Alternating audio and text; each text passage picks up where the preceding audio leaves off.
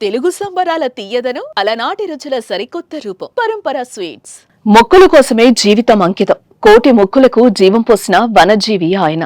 చెట్టు పేరే ఇంటి పేరుగా సొంతం చేసుకున్నారు. వృక్షో రక్షితి రక్షితః అంటూ కోటికి పైగా మొక్కలను నాటారు. తన యావత్తు జీవితాన్ని పచ్చదనం పరిరక్షణకు అంకితం చేశారు. అలాంటి మహానీయుడు పద్మశ్రీ పురస్కార గ్రహీత వనజీవి రామయ్య మరణించారు. గత కొంతకాలంగా అనారోగ్యంతో బాధపడుతున్న ఆయన శనివారం తెల్లవారుజామున గుండెపోటుతో చనిపోవడంతో స్వస్థలం ఖమ్మం జిల్లా రూరల్ మండలంలోని రెడ్డిపల్లి గ్రామంతో పాటు తెలుగు రాష్ట్రాల్లో విషాదం అలుముకుంది.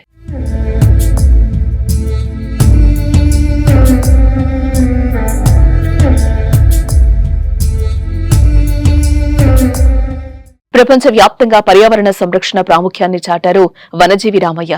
ఖమ్మం జిల్లాలోని అడవులను, గ్రామాలను సందర్శించి పాఠశాలల్లో విద్యార్థులకు, గ్రామస్తులకు మొక్కలు నాటడం, వాటిని సంరక్షించడం గురించి అవగాహన కల్పించారు. ఆయన స్థాపించిన వృక్ష నర్సరీలు లక్షలాది మొక్కలను సమాజానికి అందించాయి.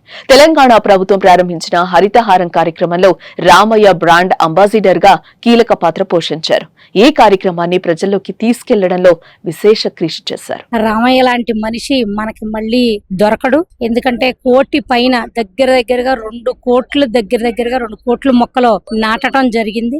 ఇంటికి వచ్చిన ప్రతి మనిషికి ఒక మొక్క ఇచ్చి పంపిస్తాడు. అతని అలవాటు ఏంటంటే ఇంటికి వచ్చిన ప్రతి వాళ్ళకి ఒక మొక్క ఇచ్చి ఆ మొక్కని జాగ్రత్తగా పెంచమని చెప్పి మరి మొక్క విలువ, మొక్క పెరిగితే దాని విలువలు ఏంటి అనేది ప్రతి ఒక్కరికి చెప్పి పంపిస్తాడు.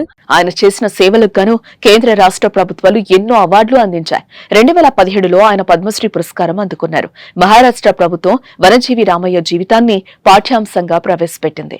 అక్కడి తెలుగు విద్యార్థుల కోసం రామయ్య జీవితాన్ని పాఠ్యాంశంగా రూపొందించారు.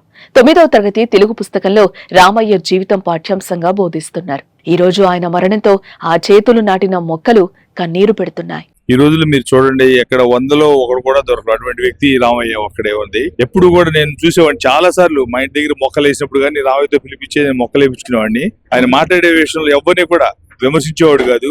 ఒక వ్యక్తిని విమర్శించడం అనేది ఎప్పుడు చూడలేదు రామయ్య. అంత మౌన్నత వ్యక్తి. నిజంగా చెప్పాలంటే ఒక చిన్న కుటుంబంలో పుట్టినా కూడా అంత గొప్ప ఆలోచనలు, గొప్ప ఈ ఆశయాలు ఉన్న వ్యక్తిని మనం చూడం. వనజీవి రామయ్య మృతి పట్ల రాజకీయ ప్రముఖులు, ప్రకృతి ప్రేమికులు, సామాన్య ప్రజలు తీవ్ర ఆవేదన వ్యక్తం చేస్తున్నారు. తెలుగు రాష్ట్రాల సీఎంలు రేవంత్ రెడ్డి, చంద్రబాబుతో పాటు మాజీ సీఎం కేసీఆర్, మంత్రులు వనజీవి రామయ్య మరణం పట్ల విచారం వ్యక్తం చేస్తూ సంతాపం ప్రకటించారు. రామయ్య మరణం సమాజానికి తీరని లోటని ఆయన కుటుంబ సభ్యులకు సంతాపం తెలియజేశారు.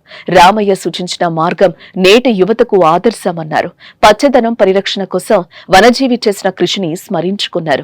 వృక్షో రక్షితి రక్షితః అనే నినాదాన్ని తన శరీరంలో భాగం చేసుకుని కోటికి పైగా మొక్కలను నాటి ప్రపంచానికి పచ్చదనం ప్రాముఖ్యతను ప్రచారం చేసిన వనజీవి రామయ్య లక్ష్యం మహోన్నతమైనదని కొనియాడారు. నాన్నగారు చనిపోవడానికి రోజు యాక్టివ్గా తిరుగుతాడండి. పొద్దున సాయంత్రం నీళ్లు పోయడానికి, మొక్కలు నాటడానికి వెళ్తూనే ఉన్నాడు.